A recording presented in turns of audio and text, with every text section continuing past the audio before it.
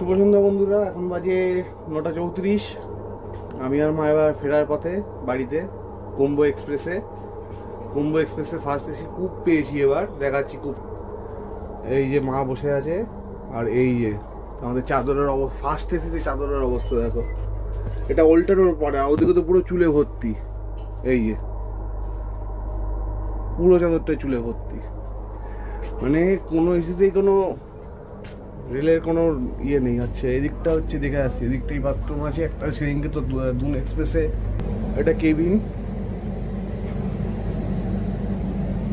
এখনো লোক আসেনি। আচ্ছা, এটা সেই স্নান করার জায়গা।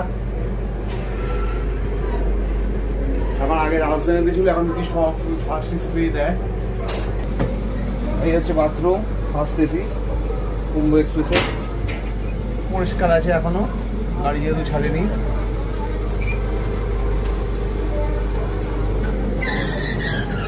এবার দেখি বলে চাদরটাকে চেঞ্জ করাতে পারি নাকি। এটা দোলপুর চক কি গাড়ি, দেরাদুন ভায়া দিল্লি দৌলতপুর চক দাঁড়িয়ে আছে।